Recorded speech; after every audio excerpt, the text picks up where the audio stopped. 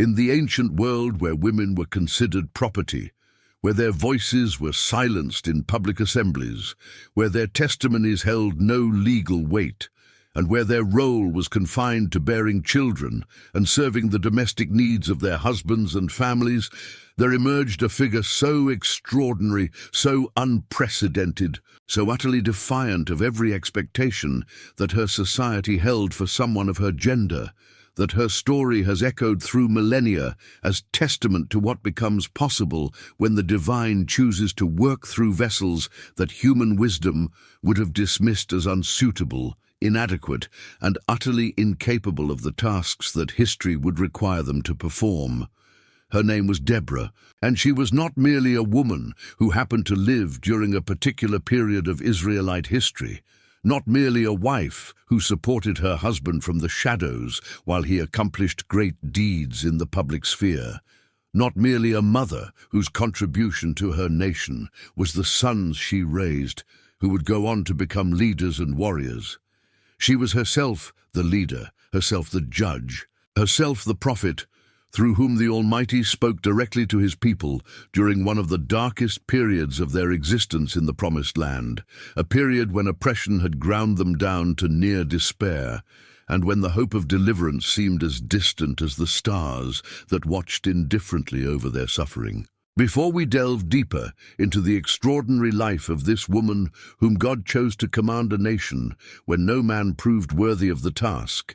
I need you to do 3 things that will align your spirit with the revelation you are about to receive. First, subscribe to this channel immediately, because the story of Deborah is only the beginning of a series of revelations about forgotten women of power in the biblical tradition, whose stories have been minimized, marginalized, and systematically obscured by religious institutions that found their examples too threatening to the patriarchal structures those institutions sought to maintain and justify through selective reading of sacred texts.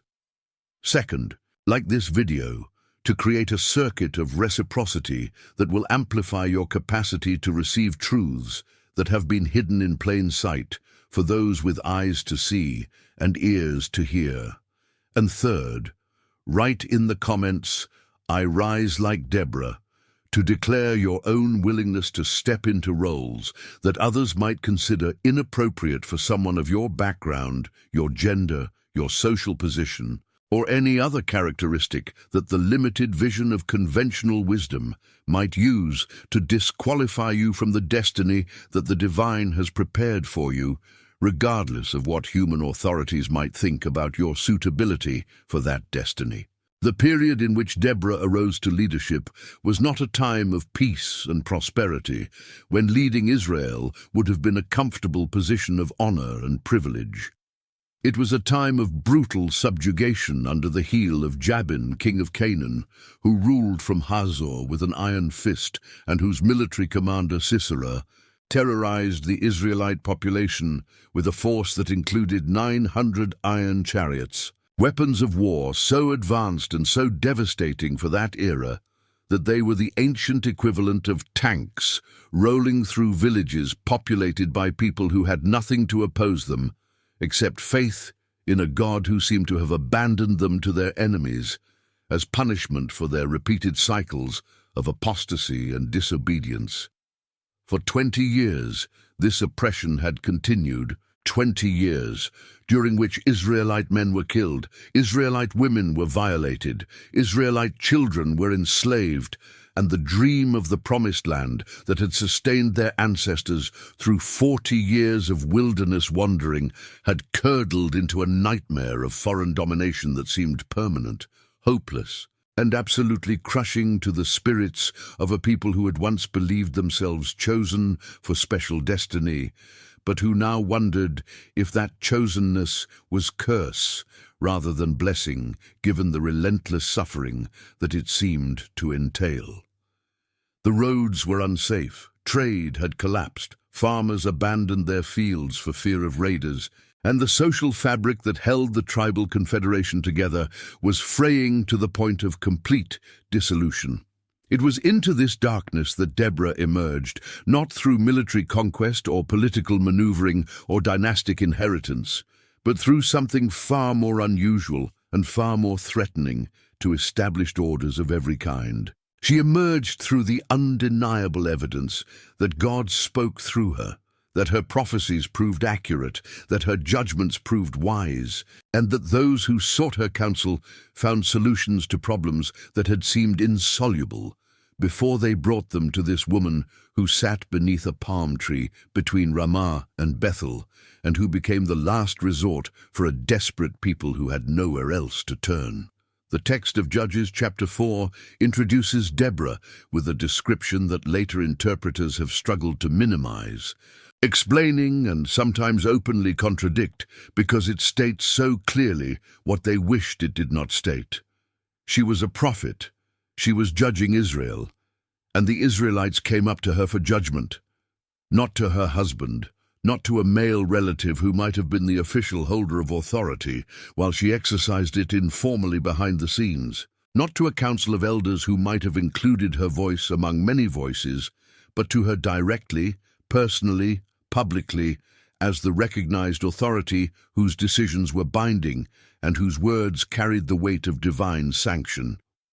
The palm tree under which she held court became known as the Palm of Deborah, a geographical marker that testified to the impact of her presence on the landscape itself, a testimony in living vegetation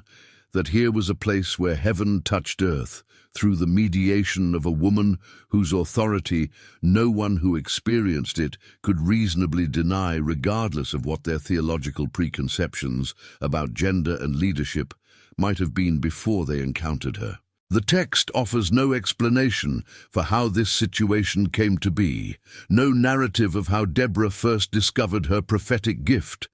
or how she first began to exercise judicial functions,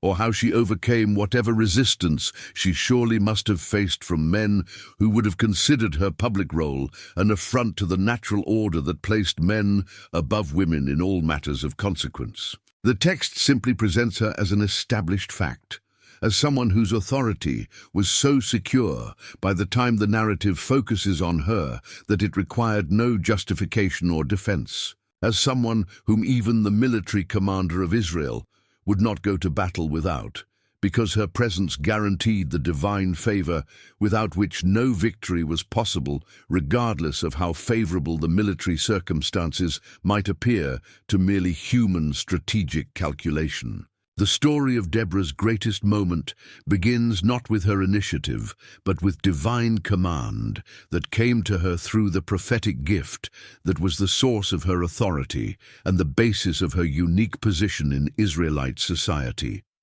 God spoke to her, revealing that the time of deliverance had come, that the 20 years of Canaanite oppression were reaching their divinely appointed end, and that she was to summon a man named Barak, son of Abinoam, from the northern territory of Naphtali, to lead the military campaign that would break the power of Sisera and liberate Israel from the terror that had paralyzed them for a generation.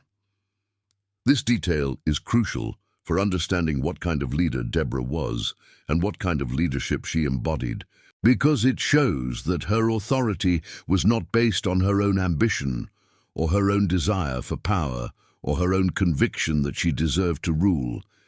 but on her willingness to serve as channel for divine will that directed her actions and that she transmitted faithfully to those who needed to receive it, regardless of whether the message flattered her ego or advanced her personal interests. She did not command Barak to fight so that she could claim credit for the victory. She commanded him because God had commanded her to command him, and her obedience to the divine command was the same, whether the command elevated her or humbled her, whether it placed her at the center of attention or relegated her to the margins, whether it served her preferences or contradicted them utterly. This is the essence of prophetic leadership, not self-promotion, but self-effacement, in service of a message that comes from beyond the self, and that the self has the privilege and the responsibility of transmitting accurately, without distortion, introduced by personal agendas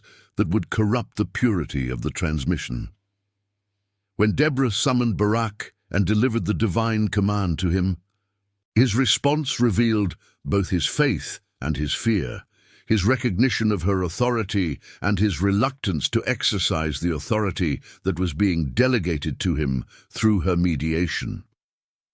He said to her, recorded faithfully in the text for all subsequent generations to read and to interpret, that he would go if she went with him, but that he would not go if she did not go with him. This response has been interpreted in various ways by commentators across the centuries, some seeing in it weakness and cowardice for which Barak was rightly rebuked,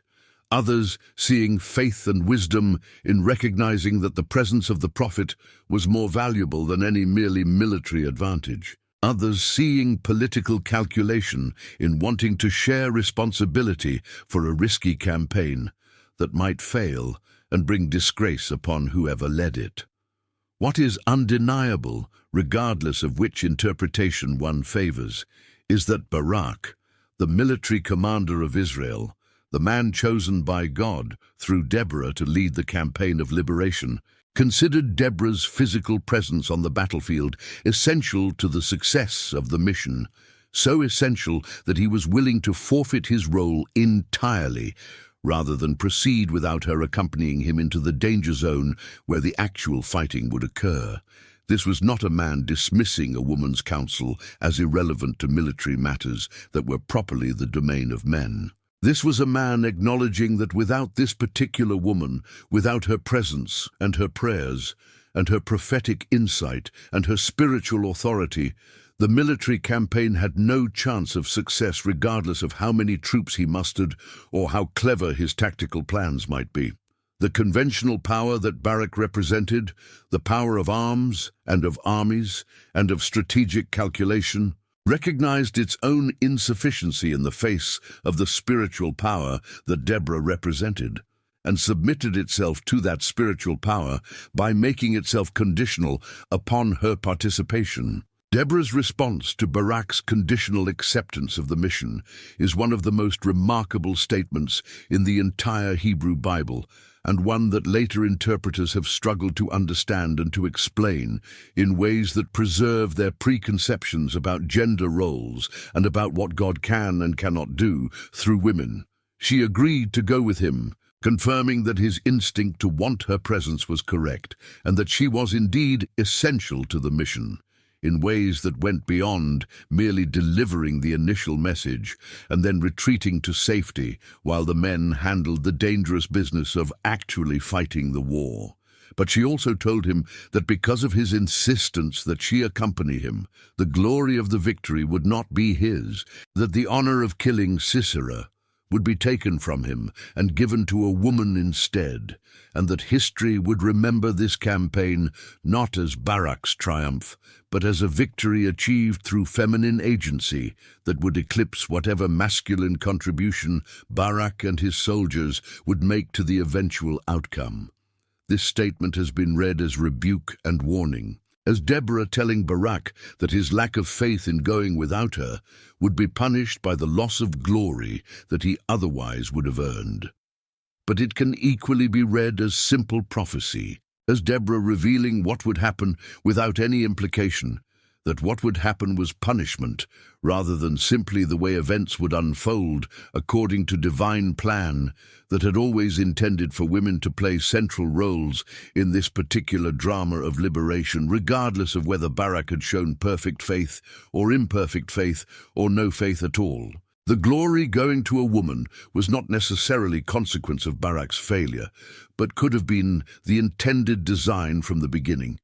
The divine intention to demonstrate through this particular historical event that women were capable of accomplishing what men could not accomplish, and that God was perfectly willing to work through them when doing so served his purposes. which were never limited by the gender prejudices that human societies constructed and that human religious institutions sanctified as if they were divine commands rather than human traditions masquerading as divine commands. The battle itself unfolded according to Deborah's prophetic word, with Barak leading 10,000 men from the tribes of Naphtali and Zebulun against the vastly superior forces of Sisera, with his 900 iron chariots that should have made the Israelite infantry completely helpless against Canaanite military technology that they had no way to counter through conventional means. But the battle did not proceed through conventional means. The text speaks of divine intervention that threw Sisera's forces into confusion, that negated the advantage of his chariots through what many interpreters have understood as a sudden downpour that turned the battlefield into mud, in which the heavy iron chariots became traps rather than weapons, immobilizing the Canaanite forces and making them vulnerable to the Israelite infantry that could move freely where the chariots could not.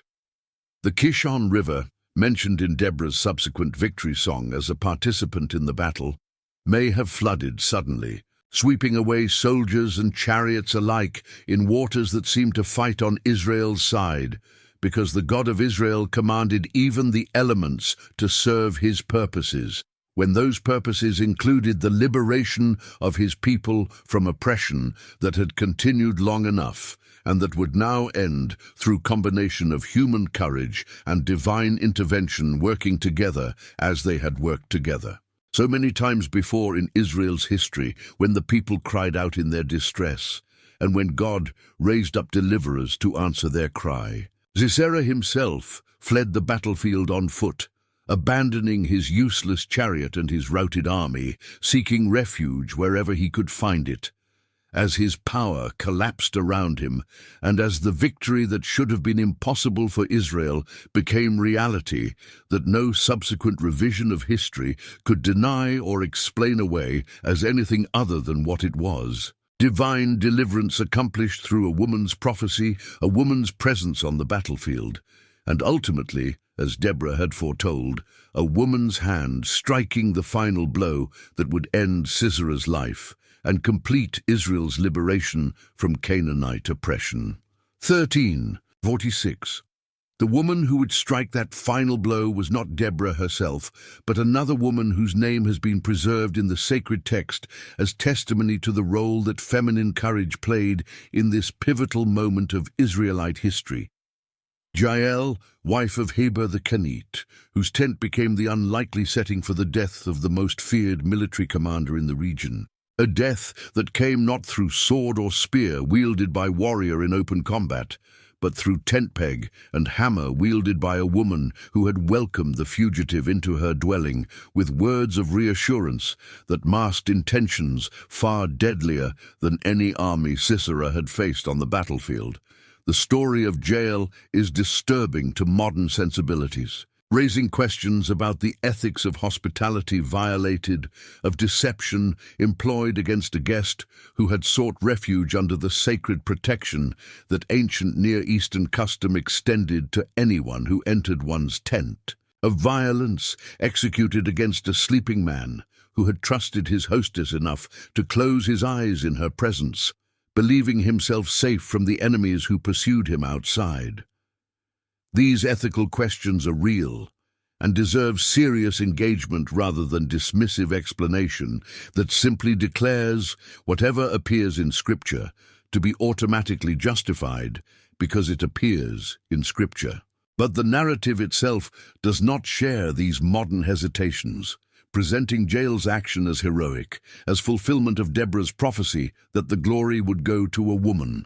as contribution to Israel's liberation that deserved celebration rather than moral scrutiny. And the victory song that Deborah would compose and perform after the battle explicitly praises Jael as most blessed of women for the deed that ended Sisera's life, and symbolically ended Canaanite domination over Israel through the destruction of its most visible and most terrifying human representative. The details of Jael's action as recorded in the text are vivid and visceral in ways that later sensibilities have often found uncomfortable and that some translations have softened to make less graphic than the Hebrew original clearly intends to be.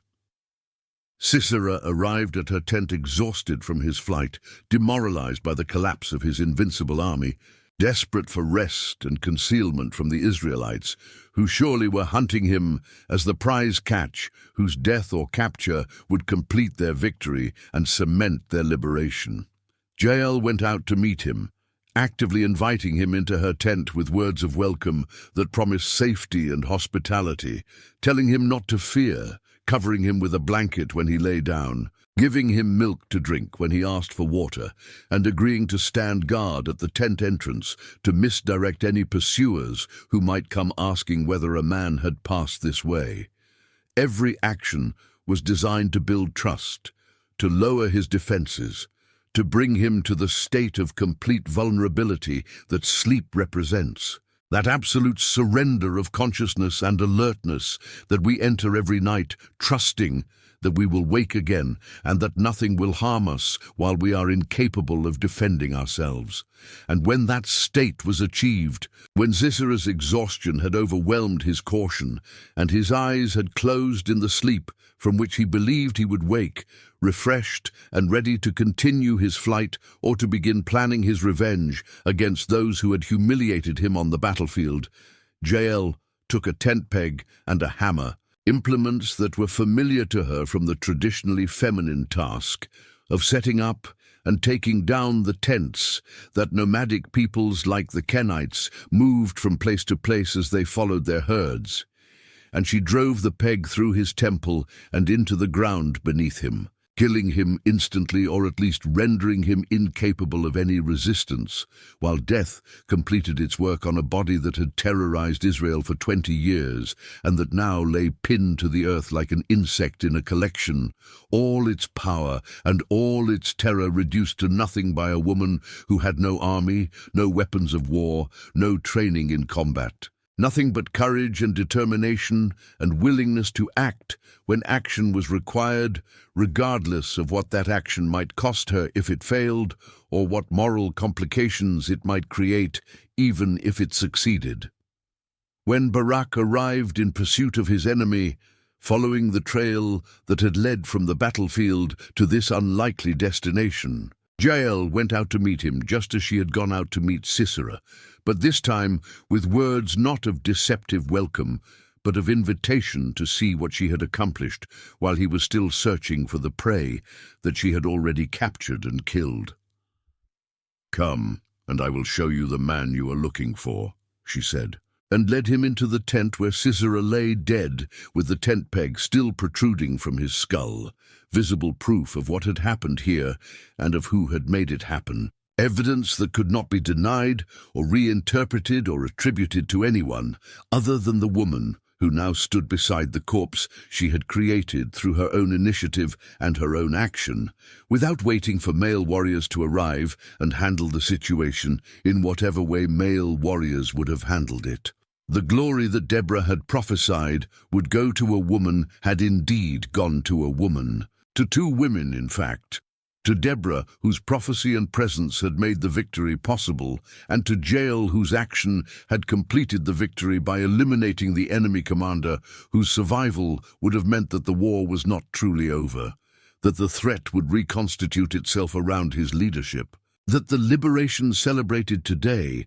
would prove temporary and illusory, as so many apparent liberations had proved before, when the underlying structures of oppression remained intact, even as their surface manifestations were temporarily disrupted. The death of Sisera was not mere postscript to the battle at Kishon, but essential completion of what the battle had begun, and the fact that this completion came through a woman's hand rather than through the sword of Barak or any of his warriors was not accident or anomaly, but, if Deborah's prophecy is to be believed, divine intention from the beginning. Part of a plan that deliberately chose to accomplish through women what could have been accomplished through men, but that would mean something different, something more something unprecedented and therefore unforgettable when accomplished through women instead. The song that Deborah composed and performed to commemorate this victory is preserved in Judges chapter 5 and is considered by scholars to be one of the oldest texts in the entire Hebrew Bible, potentially composed within living memory of the events it celebrates, and therefore representing a primary source of extraordinary historical value for understanding how the participants themselves understood what had happened and what it meant. This song, known as the Song of Deborah, is remarkable for many reasons beyond its antiquity. It is one of the few extended compositions attributed to a woman in the Hebrew Bible, a woman's voice preserved in a collection of texts overwhelmingly composed and transmitted by men, a feminine perspective on events that elsewhere in biblical literature are almost always narrated from masculine points of view,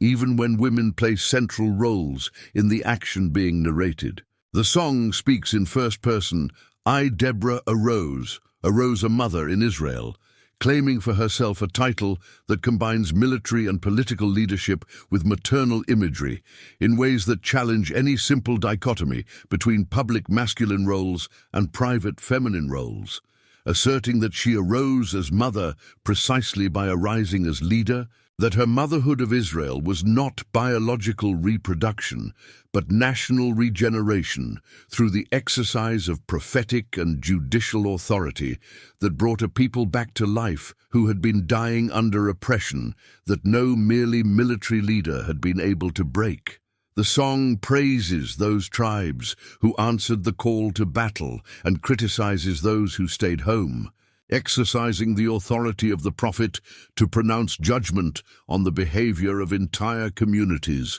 and to inscribe that judgment in poetry that would be remembered and recited long after the specific tribal politics of the moment had faded into historical obscurity, ensuring that Reuben's hesitation and Dan's preoccupation with ships and Asher's lingering by the seashore would be remembered as failures of solidarity, while Zebulun and Naphtali's willingness to risk their lives on the heights of the field would be remembered as exemplary courage worthy of eternal commemoration. The portrayal of Jael in Deborah's song intensifies the already vivid prose account of her deed, adding poetic elaboration that lingers over the details of Sisera's death with what can only be described as fierce satisfaction in the destruction of an enemy who had caused so much suffering to so many for so long. Her hand reached for the tent peg, her right hand for the workman's hammer. She struck Sisera, she crushed his head, she shattered and pierced his temple. At her feet he sank, he fell, there he lay. At her feet he sank, he fell, where he sank, there he fell, dead. The repetition is deliberate, almost ritualistic, savoring each moment of the enemy's collapse, refusing to hurry past the violence to some more comfortable conclusion, insisting that the listener or reader fully absorb the reality of what happened and who made it happen, and what it meant for Israel that this happened through a woman's hand, wielding implements associated with women's work, rather than through a warrior's sword, in the context of battle that would have been the expected, the conventional, the unremarkable way for an enemy commander to meet his end. The song wants its audience to be shocked, wants them to remember, wants this death to stand out from all the other deaths that occurred in battle and that no one remembers individually because they were simply part of the general slaughter that battle entails and that fades into statistical abstraction when the fighting is over and the survivors return to their normal lives. Sisera's death is not allowed to fade into abstraction. It is commemorated in poetry that ensures it will be remembered as long as the song is sung, remembered as the work of a woman who did what needed to be done when the opportunity presented itself and who did not hesitate or equivocate or wait for permission from male authorities who might never have given permission for an action so unprecedented and so transgressive of normal gender expectations. The song then shifts to a scene of devastating emotional power,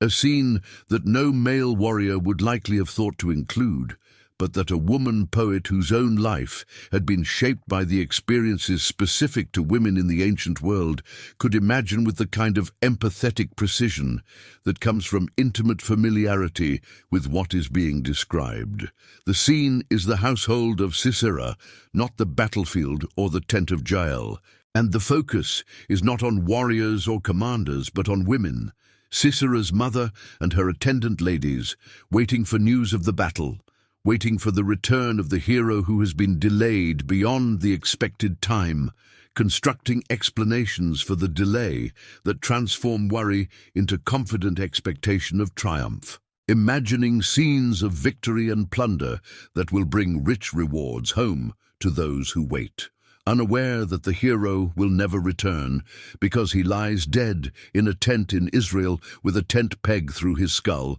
and that the plunder they imagine him gathering will never arrive, because his army has been destroyed, and the victory they assumed belonged to their side has gone to the enemy instead. Through the window peered Sisera's mother. Behind the lattice she cried out, "Why is his chariot so long in coming? Why is the clatter of his chariots delayed?" The image is heartbreaking in its domesticity. A mother watching for her son, familiar to any culture in any era where mothers have watched and waited while their children went to war. Universal in its emotional resonance, even as the specific historical context remains particular to this story and this moment. The wise ladies attending her offer reassurances, explanations for the delay that are simultaneously predictions of triumph. Are they not finding and dividing the spoils? A woman or two for each man, colorful garments as plunder for Sisera, colorful garments embroidered, highly embroidered garments for my neck, all this as plunder? The cruelty of this passage is deliberate and multi-layered, operating on levels that reward careful attention and that refuse easy resolution into comfortable moral conclusions.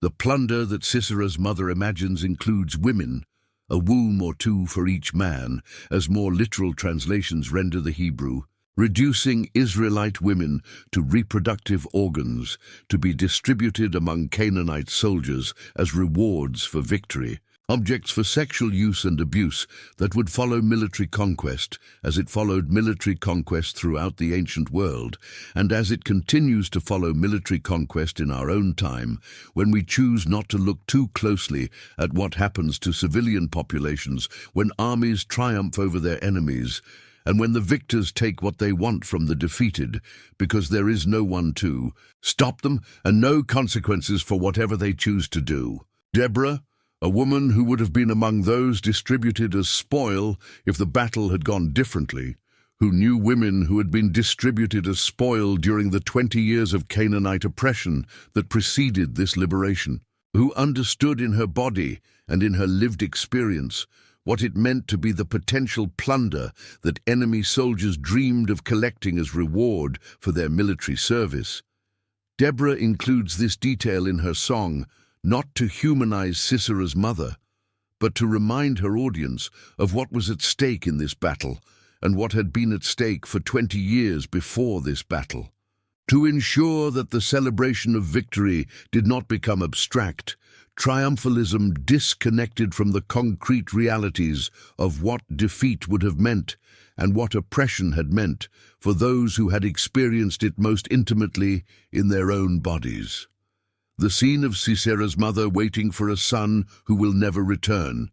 imagining the plunder of Israelite women that he will never collect, is not invitation to sympathy for the enemy, but reminder of what the enemy represented and what the enemy would have continued to do if the enemy had not been stopped by the courage of women who refused to accept their assigned role as victims and who became instead the agents of their own liberation and the liberation of their people. The Song of Deborah concludes with a prayer or wish that extends the significance of this particular historical victory into a general principle applicable beyond the specific circumstances of Sisera's defeat and Israel's liberation from Canaanite oppression. So may all your enemies perish, Lord, but may all who love him be like the sun when it rises in its strength. The juxtaposition is striking. Enemies perishing like Sisera, destroyed by unlikely agents using unexpected means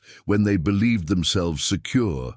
versus those who love God rising like the sun in its strength, powerful and glorious and impossible to ignore or diminish, a force of nature that illuminates everything it touches and that cannot be prevented from rising by any power on earth, regardless of how much that power might prefer to remain in the darkness that the sun's rising will inevitably dispel.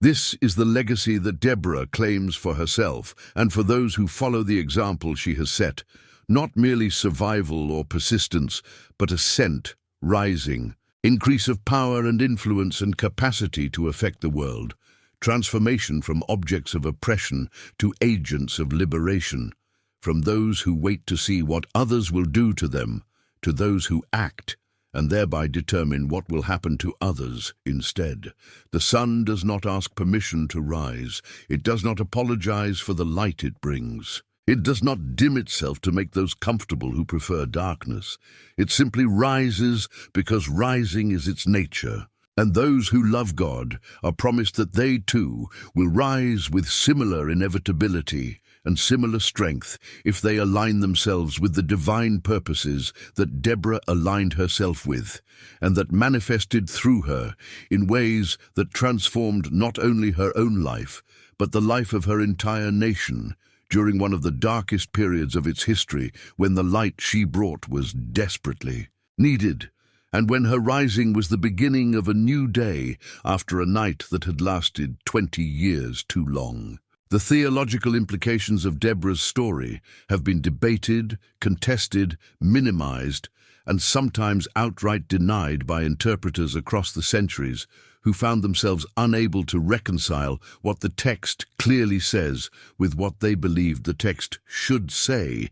based on their pre-existing convictions about the proper roles of women in religious leadership and in society more broadly. The strategies employed to neutralize the radical implications of Deborah's example form a fascinating study in how motivated reasoning operates when confronted with evidence that contradicts cherished assumptions. How interpreters who approach texts with conclusions already firmly established will find ways to make those texts support those conclusions regardless of how much interpretive violence must be done to the texts in the process.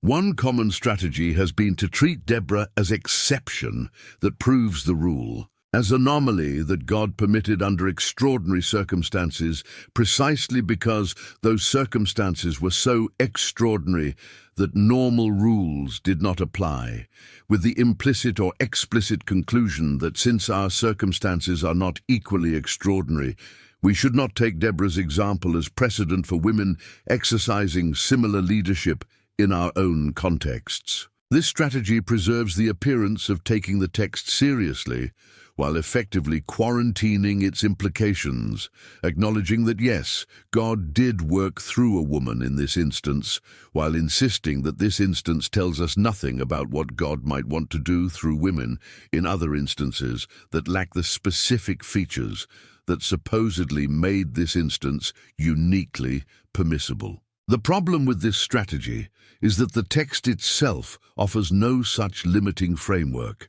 makes no suggestion that Deborah's leadership was temporary expedient rather than full expression of divine will for how leadership should function, provides no indication that her example should not be emulated by other women who might find themselves similarly called to roles that their societies consider inappropriate for their gender.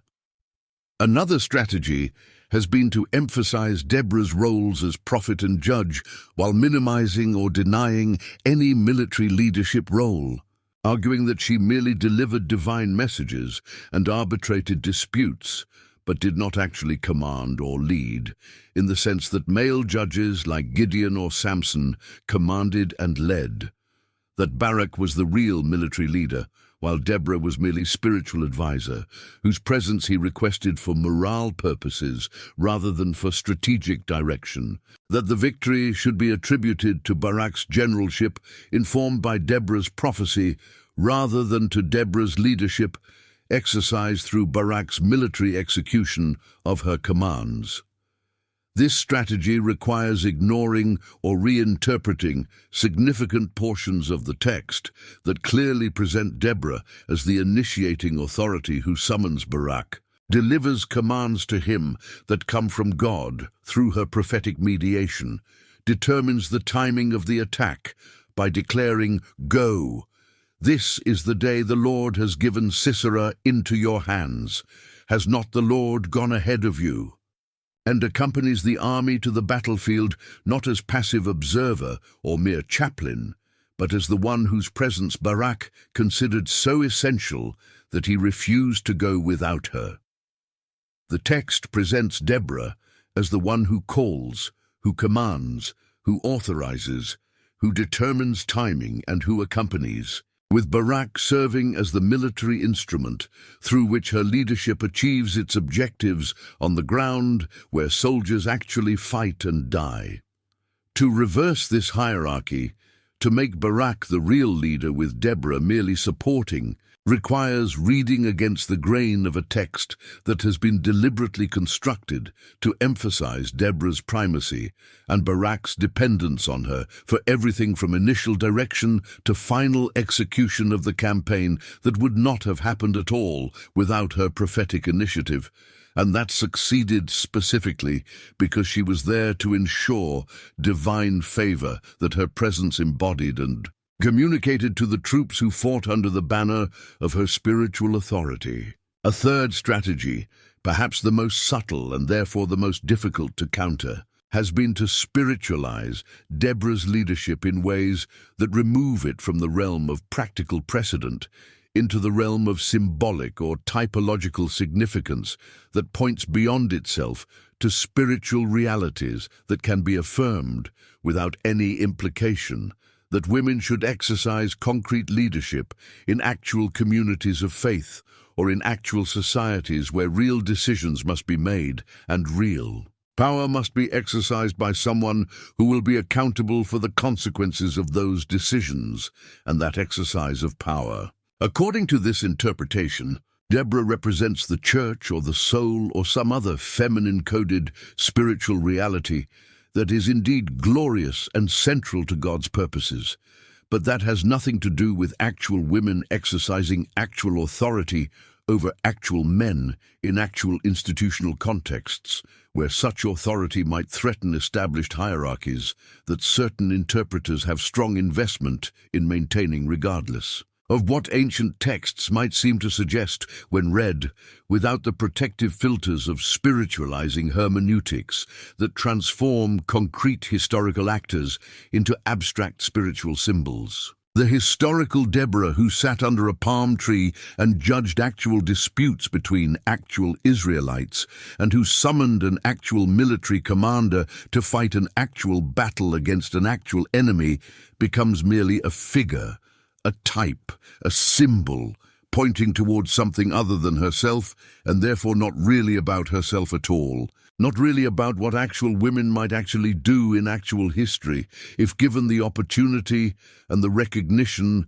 that Deborah received in her time, and that interpreters across the centuries have worked so hard to deny to women in their own times by denying that Deborah's story means what it obviously means when read without the distorting lenses of motivated interpretation determined to reach conclusions that the text itself does not support and that can only be extracted from the text through interpretive maneuvers that reveal more about the interpreter's pre-commitments than about the text's actual content. The historical consequences of these interpretive strategies have been profound and largely negative for women who might have found in Deborah a model and a precedent for their own aspirations to leadership in religious and social contexts, where such leadership was denied them on grounds that supposedly derived from biblical teaching about proper gender roles. By neutralizing Deborah's example, through exception proving the rule arguments,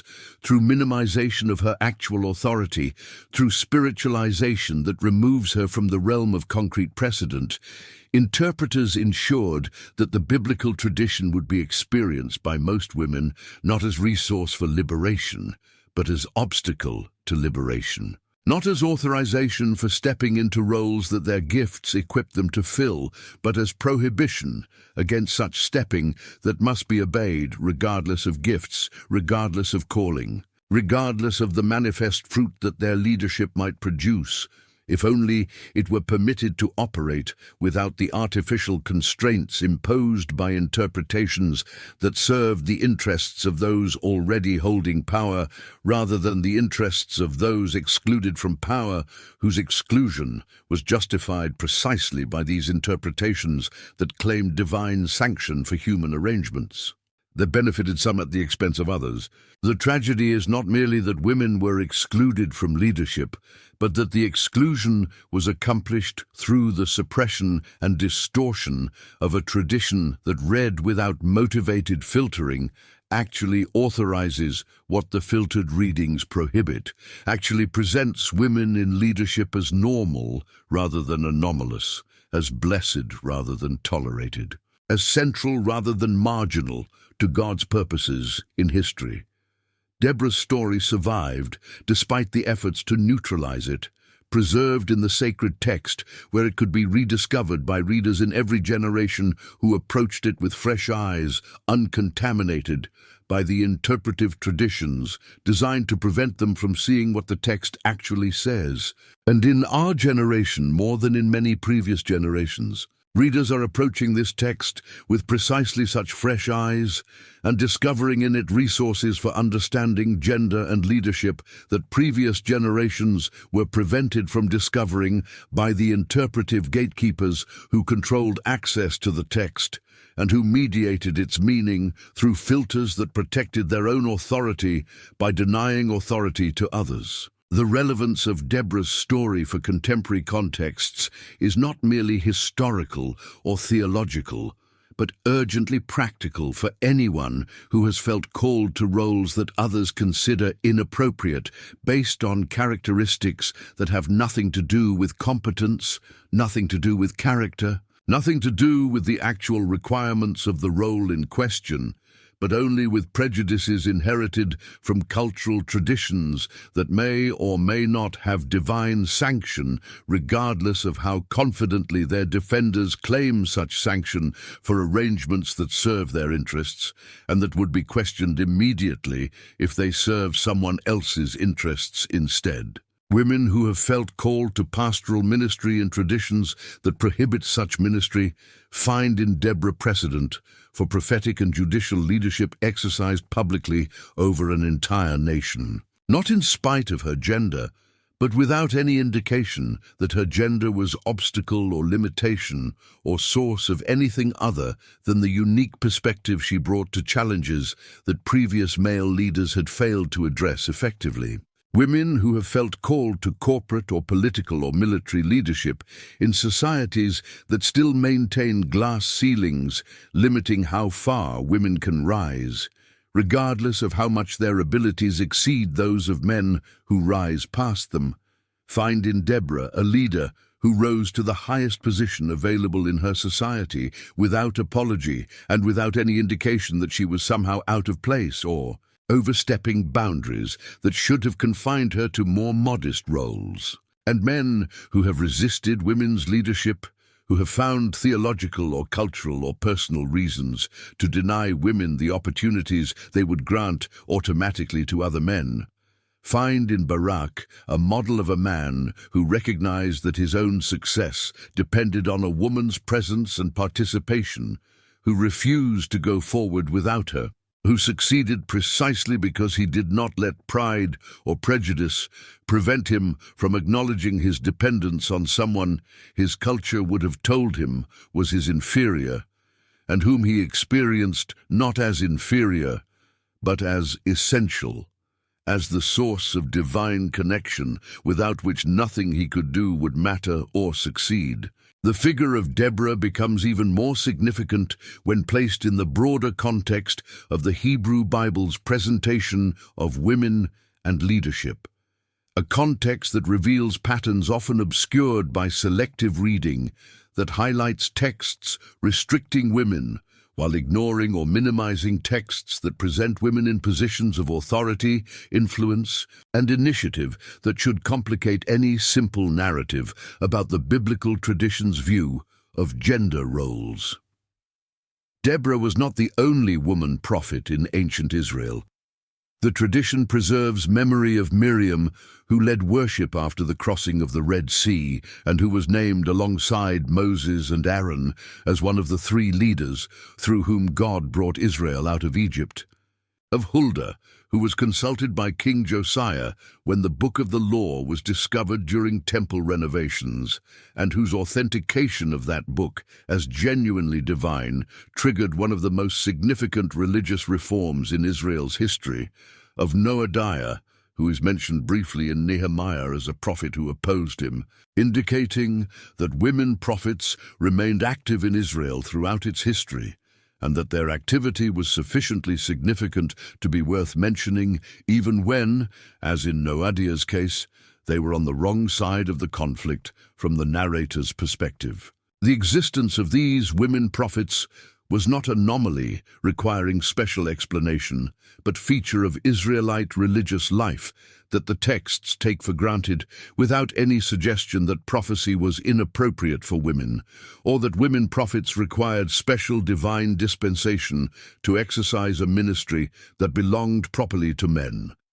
Prophecy in Israel was charism rather than office, gift of the Spirit rather than position in a hierarchy, and the Spirit blew where it willed without regard for gender or social status or any other human category that might seem to qualify or disqualify potential recipients of prophetic gifts that came from God alone and that validated themselves through accuracy of prediction and effectiveness of ministry rather than through credentials that human institutions could confer or withhold according to their own criteria. Beyond prophecy, the Hebrew Bible presents women exercising various forms of leadership, influence, and initiative that complicate stereotypes about biblical women as passive, domestic, and subordinate.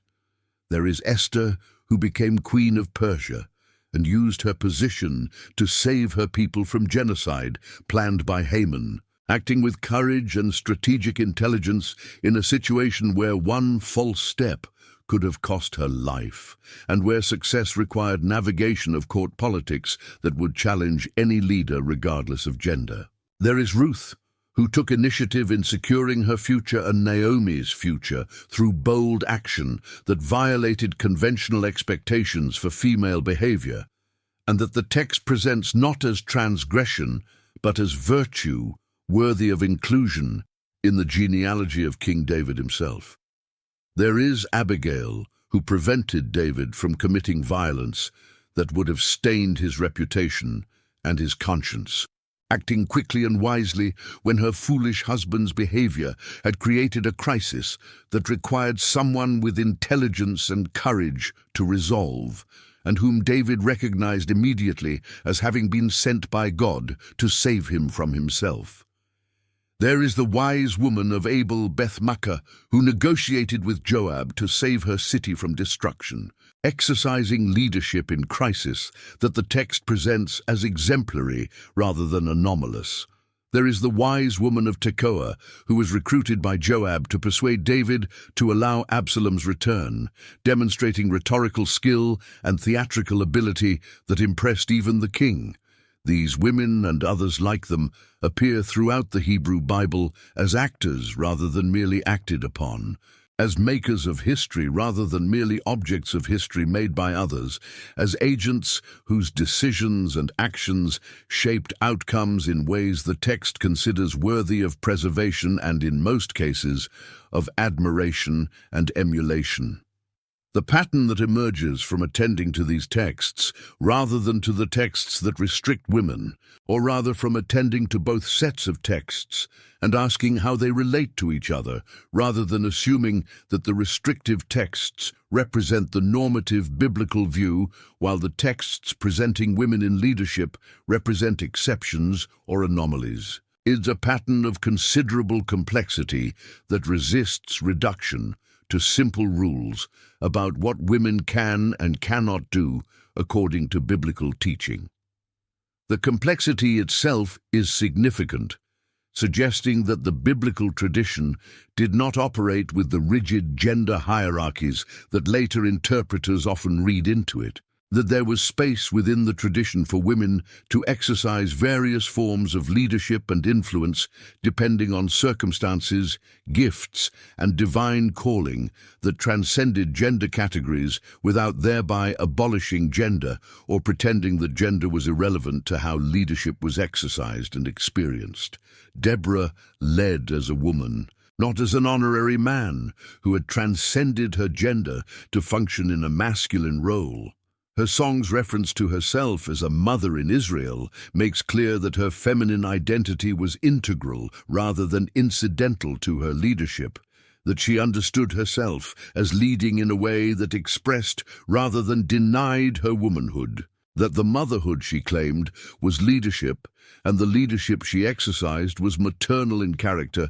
though applied to national rather than domestic contexts.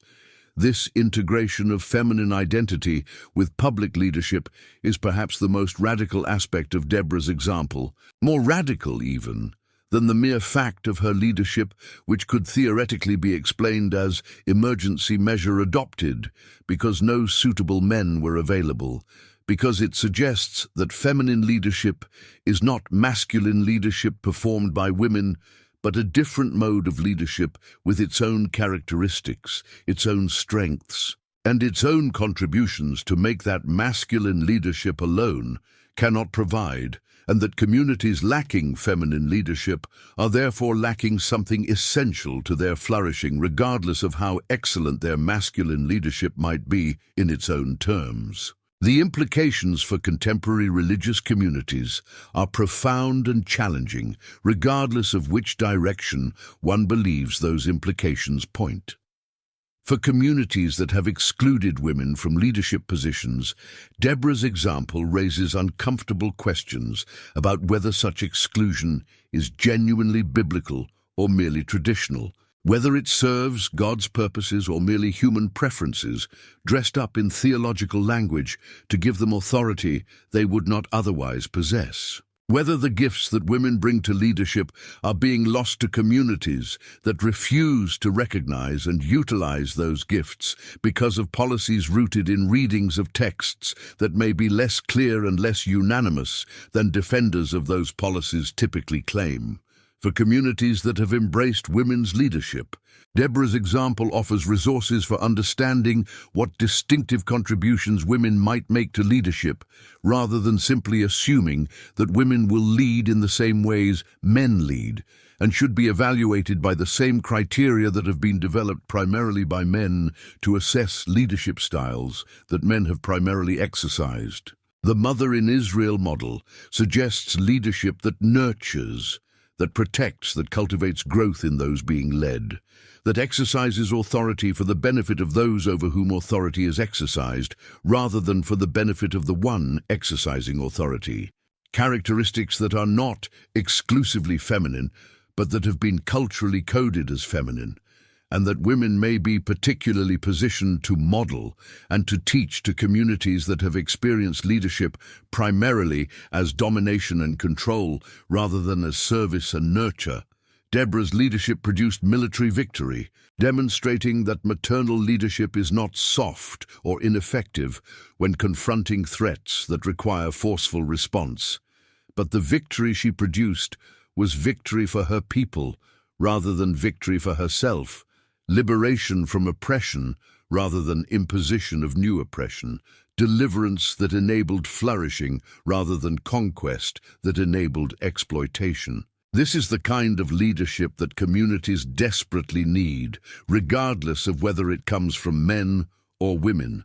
but it is the kind of leadership that women may be particularly equipped to provide if they are allowed to lead from their own experience and their own wisdom, rather than required to imitate masculine models that may not fit their gifts or their calling. The story of Deborah also carries implications for understanding spiritual authority more broadly, implications that extend beyond gender to questions about how authority operates in spiritual contexts and what validates claims to speak for God in situations where such claims cannot be verified through ordinary evidentiary standards that apply in other domains of human inquiry and decision-making. Deborah's authority was prophetic authority, which means it was authority claimed on the basis of divine communication received and transmitted, authority that could not be validated by institutional credentials or hierarchical position or any other external marker that could be assessed independently of the content of the prophetic message itself and the fruits that message produced when acted upon. She spoke, and what she spoke came true. She judged, and her judgments proved wise. She commanded, and the commands she delivered produced the outcomes they promised. This is the only validation that prophetic authority can receive, the validation of accuracy and effectiveness that retrospectively confirms what could not be prospectively verified, that justifies the trust placed in the prophet by those who acted on prophetic words before they could know whether those words would prove true or false, wise or foolish, life-giving or destructive. Barak trusted Deborah, went to war on the basis of her prophetic command, and was vindicated in his trust by the victory that followed. Had the battle gone differently, had Israel been defeated and Barak killed, and Deborah exposed as false prophet, whose words did not come from God, her authority would have been destroyed by the same test that in fact vindicated it. This is the risk inherent in prophetic religion, the risk that those who claim to speak for God might be wrong, and that those who trust them might suffer consequences for misplaced trust. But it is also the opportunity inherent in prophetic religion, the opportunity for divine guidance that transcends human wisdom, and that leads to outcomes that human wisdom alone could never have achieved. The question of how Deborah's story has been received, transmitted, interpreted, and applied across the centuries of Jewish and Christian tradition reveals as much about the interpreters and their contexts as it does about the text itself and its original meaning, because texts do not interpret themselves, but require human readers who bring their own assumptions, concerns, limitations, and agendas to the act of reading, and who inevitably produce interpretations that reflect those assumptions, concerns, limitations, and agendas, even when they believe themselves to be simply extracting the plain meaning of the text without any interpretive contribution of their own. The history of Deborah's interpretation is a history of struggle between the text's clear presentation of a woman exercising comprehensive leadership over Israel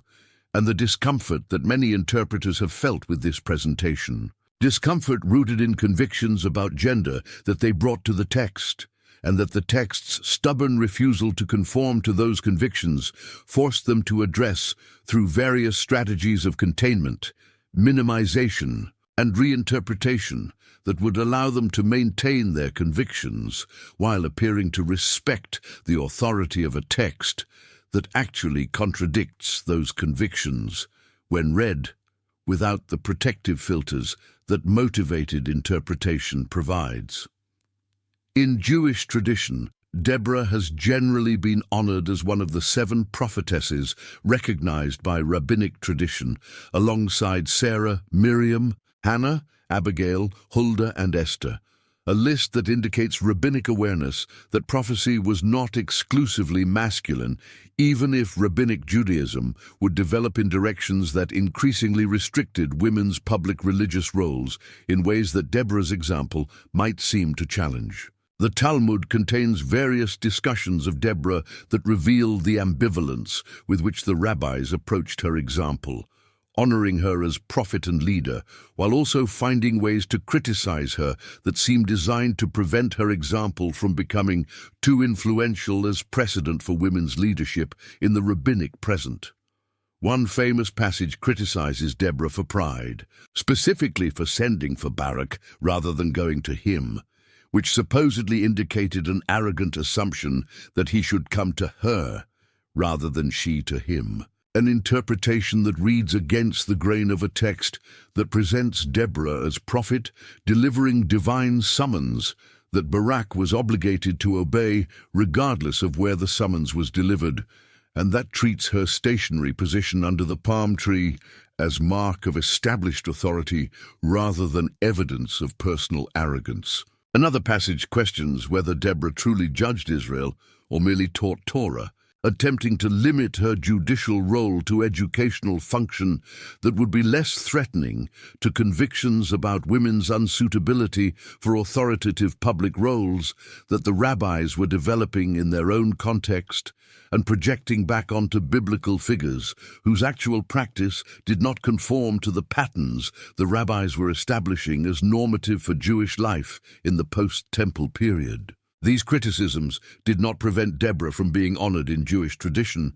but they did create an interpretive framework within which her honor was qualified, hedged, limited in ways that prevented her example from becoming straightforward precedent for women's leadership that later Jewish women could invoke against restrictions that the tradition was imposing upon them for reasons that had nothing to do with Deborah specifically, but that her example threatened to undermine if taken seriously without the qualifying interpretations that rabbinic tradition developed to contain its implications. In Christian tradition, the reception of Deborah has been similarly complex and similarly marked by tension between the text's clear meaning and interpreters' discomfort with that meaning given their assumptions about proper gender roles in church and society. Early Christian writers occasionally invoked Deborah as example of what women could accomplish when divinely empowered, sometimes in contexts where such invocations served polemical purposes against opponents who might be embarrassed by reminders that their own scriptures contained examples of women exercising authority that the opponents wanted to deny to Christian women of their own time. But as Christianity became increasingly institutionalized and as church offices became increasingly restricted to men in ways that the earliest Christian communities had not uniformly practiced, Deborah's example became increasingly problematic, requiring the same strategies of containment and qualification that Jewish interpreters had developed and that Christian interpreters adapted to their own purposes and their own contexts. The exception proving the rule argument became standard, with interpreters acknowledging Deborah's leadership while insisting that it was permitted only because of the extraordinary circumstances of her time, and should not be taken as precedent for ordinary circumstances where normal rules about gender and leadership should apply without the exceptions that extraordinary circumstances might temporarily require. This argument had the advantage of appearing to take the text seriously, acknowledging what it clearly says while limiting what it means for contexts beyond the specific historical situation it describes. But it had the disadvantage of depending on distinctions between extraordinary and ordinary circumstances that the text itself does not make, and that interpreters were free to manipulate in whatever ways served their predetermined conclusions about what the text should mean, regardless of what it actually says. The Protestant Reformation, with its emphasis on returning to Scripture as the sole authority for Christian faith and practice, might have been expected to produce fresh readings of Deborah's story that would challenge the interpretive traditions that had accumulated around it and that served to contain its radical implications for gender and leadership. In some cases, this expectation was fulfilled, with radical reformers occasionally invoking Deborah and other biblical women as precedent for women's prophetic ministry in their own time, arguing that the spirit who had empowered Deborah to prophesy and judge in ancient Israel was the same spirit empowering women to speak and lead in Reformation communities that were attempting to restore primitive Christianity against the corruptions introduced by centuries of institutional development that had subordinated spirit to office and charism to hierarchy. But mainstream Protestant tradition largely followed the same interpretive strategies that Catholic and Orthodox traditions had developed, acknowledging Deborah's leadership while insisting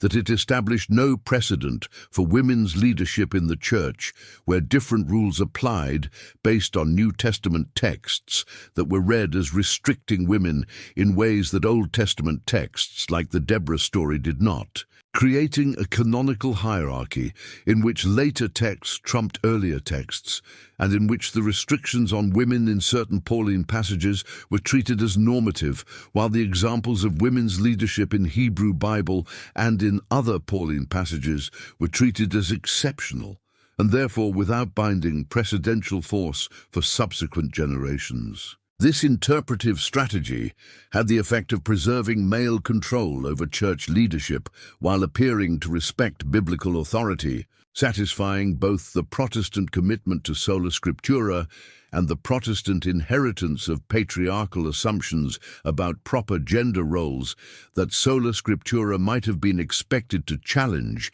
if it had been applied with genuine consistency rather than with the selective consistency that protected predetermined conclusions from biblical evidence that contradicted them. The modern period has witnessed increasing challenge to these traditional interpretive strategies, with feminist biblical scholars and theologians reading texts like the Deborah story with fresh eyes that are consciously critical of the patriarchal assumptions that shaped previous interpretations, and that are explicitly committed to reading for women's experience and women's agency in texts that previous generations had read primarily for men's experience and men's agency, even when women were clearly central to the narratives being interpreted. These feminist readings have produced rich and illuminating scholarship that has recovered dimensions of texts like the Deborah story that previous readers had overlooked or suppressed, dimensions that emerge clearly when readers ask different questions than previous readers had asked, and when readers refuse to accept interpretive traditions as authoritative simply because they are traditional and have been accepted by many previous readers whose authority derived more from their gender and institutional position than from the quality of their interpretive work. The recognition that interpretation is always interested, always shaped by the social location and commitments of interpreters, has freed contemporary readers to acknowledge their own interests and commitments rather than pretending to an objectivity that no reader actually achieves,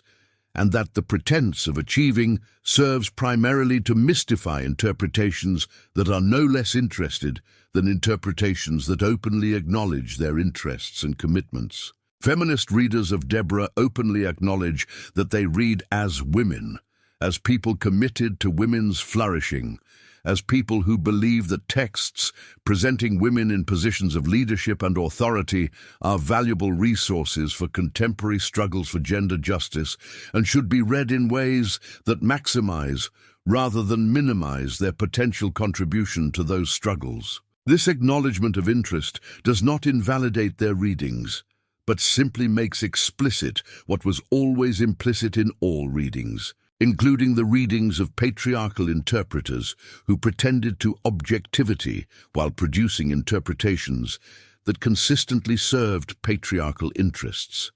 and that would have looked very different if those interests had been different, or if interpreters had been conscious of how their interests were shaping their interpretive conclusions. The recovery of Deborah's story as resource for contemporary reflection on gender, leadership, and divine calling is not merely academic exercise, but practical necessity for communities and individuals struggling to understand what faithfulness requires in contexts where inherited traditions about gender are being questioned and where new possibilities are emerging that previous generations could not have imagined or would have rejected as unthinkable even if they could have imagined them. The text of Judges 4-5 remains the same text it has always been, but the readers of that text are different, shaped by experiences and commitments that previous readers did not share, and that open dimensions of the text that were invisible to readers who approached it from different locations and with different questions. Contemporary women who read Deborah's story may find in it authorization for their own aspirations to leadership that their communities have denied them, may find in it precedent for speaking prophetically in contexts where women's voices have been silenced, may find in it model for integrating feminine identity with public authority in ways that their contexts have told them were impossible or inappropriate. Contemporary men who read Deborah's story may find in Barak a model for recognizing and deferring to women's spiritual authority, for understanding that their own success may depend on women's presence and participation rather than being threatened by it, for discovering that partnership across gender lines can produce outcomes that neither partner could have produced alone, and that refusing such partnership because of pride or prejudice or inherited assumptions about proper gender roles is not faithfulness to tradition, but betrayal of tradition's deepest values. And contemporary communities that read Deborah's story may find in it resources for reimagining how leadership should function, what authority should look like, how the gifts of all members, regardless of gender, can be recognized and utilized for the flourishing of the whole community rather than suppressed because of arbitrary restrictions that serve no purpose except the preservation of power for those who currently hold it and who would rather maintain their position than release power that could be more effectively exercised by others whose only disqualification is gender that has nothing to do with capacity for the leadership being denied. The deepest significance of Deborah's story may lie not in what it says about gender specifically, but in what it reveals about how God works in history and about what kinds of people God chooses to work through when divine purposes require human agency for their accomplishment in the world of space and time, and human society where spiritual realities must be embodied in concrete actions, undertaken by concrete people whose choices and commitments determine whether divine purposes will be served or frustrated in any given historical moment. The text of Judges presents a theology of leadership in which human qualifications matter less than divine calling, in which the wisdom of the world that would select leaders based on conventional criteria of power, status, and social position is consistently subverted by divine wisdom that chooses the unlikely, the marginalized, the underestimated, and the dismissed to accomplish purposes that the qualified, the powerful, the credentialed, and the respected have failed to accomplish despite all their advantages that turned out to be irrelevant to what the moment actually required. Deborah was not chosen because she was a woman, and God wanted to make a point about gender equality avant la lettre. Nor was she chosen despite being a woman, as if her gender were obstacle that divine grace overcame by using her anyway for lack of better options. She was chosen because she was the right person for the task, the person whose gifts and character and spiritual sensitivity fitted her for the role that needed to be filled, the person through whom divine purposes could be accomplished in ways that they could not have been accomplished through others who might have seemed more qualified by the standards of her society, but who lacked whatever it was that she possessed, and that made her the vessel through which God chose to work at that particular moment in Israel's history, when the nation's need was desperate, and when conventional leadership had failed to meet that need effectively. This pattern of divine choice confounding human expectations is not unique to Deborah, but runs throughout the biblical narrative as one of its most consistent and most radical themes. a theme that should prevent anyone from confidently pronouncing about who God can and cannot work through based on criteria that seem obvious to human wisdom, but that divine wisdom consistently ignores and subverts. God chose Abraham, an elderly man from a pagan family with no credentials that would have recommended him for the role of ancestor of a great nation through whom all nations would be blessed. God chose Moses, a murderer in exile tending sheep in the wilderness, a man who protested his own inadequacy with particular reference to his lack of eloquence, to confront the most powerful ruler on earth and to lead a nation of slaves to freedom. God chose David, the youngest and smallest of Jesse's sons, a shepherd boy whom even his own father initially overlooked when the prophet came to anoint a king, to become Israel's greatest monarch and the ancestor of the Messiah. God chose Mary, a young peasant woman in an insignificant village in a backwater province of the Roman Empire, to bear the incarnate Word through whom all things were created and through whom all things would be redeemed. The pattern is consistent enough to constitute a principle. God's choices do not follow human expectations. God's criteria are not the criteria that human institutions use to identify and credential leaders, and those whom human wisdom would dismiss as unsuitable may be precisely those whom divine wisdom has chosen for purposes that human wisdom cannot comprehend until those purposes have been accomplished and their fruits have become visible to eyes that could not see what God was doing while God was doing it because they were looking for something else. Something that matched their expectations, rather than something that would shatter their expectations and reveal how limited those expectations had been.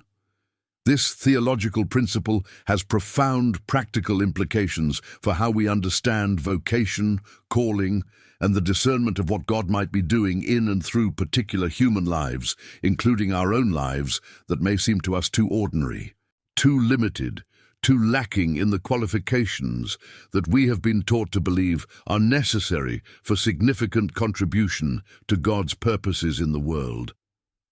If Deborah could be called to judge a nation, if an ordinary woman in an oppressive society could become the one through whom deliverance came to a desperate people, then who are we to pronounce limits on what God might call anyone to do, or to be based on characteristics that seem disqualifying to human wisdom, but that may be irrelevant to divine wisdom, or may even be reasons for divine choice rather than obstacles to it? The logic of divine reversal that runs through Scripture suggests that those who seem least qualified by worldly standards may be most qualified by divine standards.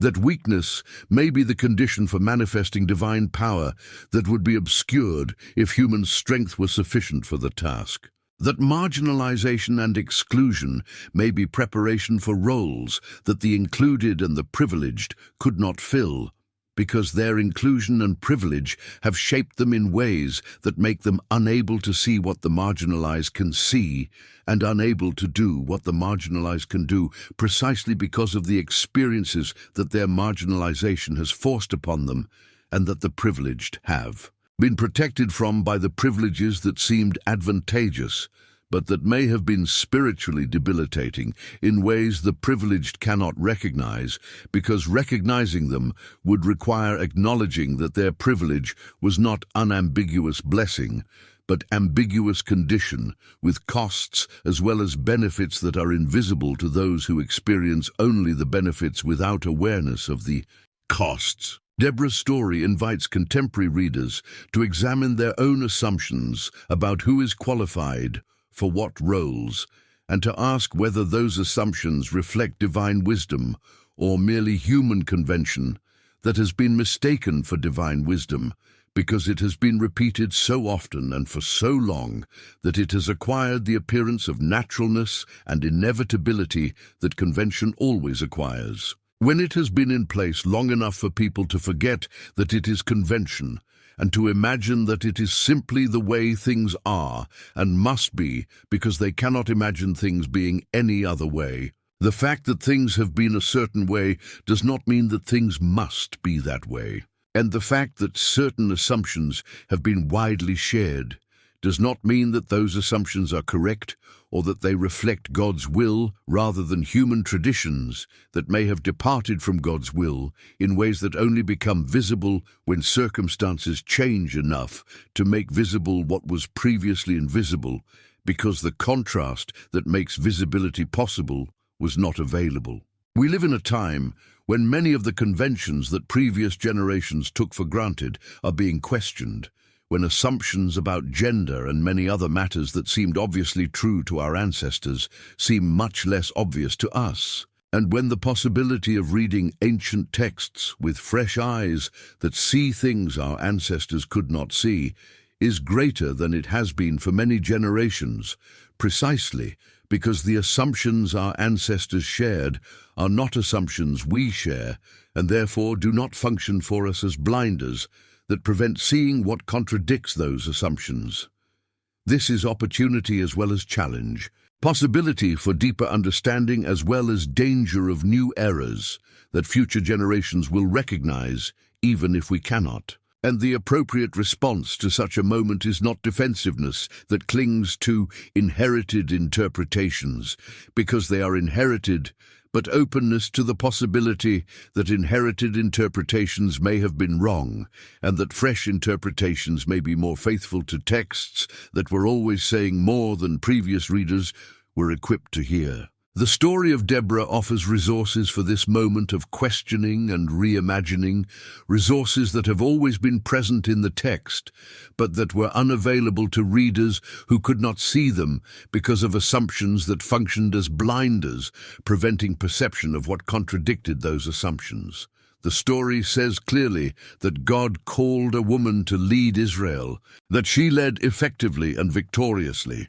that her leadership was accepted by the men of her society, including the military commander who refused to go to war without her, and that her song of victory, celebrating her own leadership and the leadership of Jael, who killed Sisera, was preserved in the sacred text as testimony to what women had accomplished and could accomplish when the Spirit empowered them for tasks that their society would have considered inappropriate for their gender. This is what the text says, and any interpretation that denies or minimizes what the text says is interpretation that serves interests other than understanding what the text actually communicates. Interests that may have seemed legitimate to previous interpreters, but that may seem much less legitimate to contemporary readers who do not share the assumptions that made those interests seem legitimate, and that may have access to perspectives that reveal how those interests distorted interpretation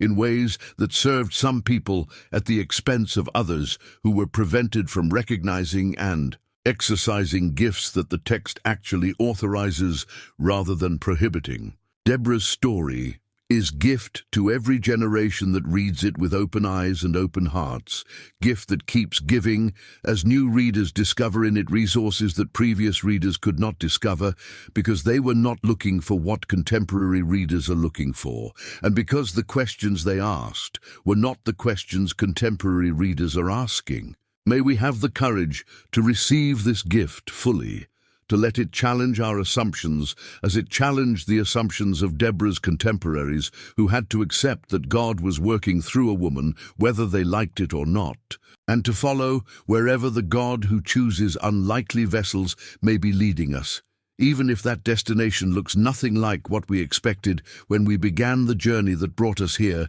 to this moment of encounter with a text that has been waiting for us to discover what it has always been saying to anyone with ears to hear.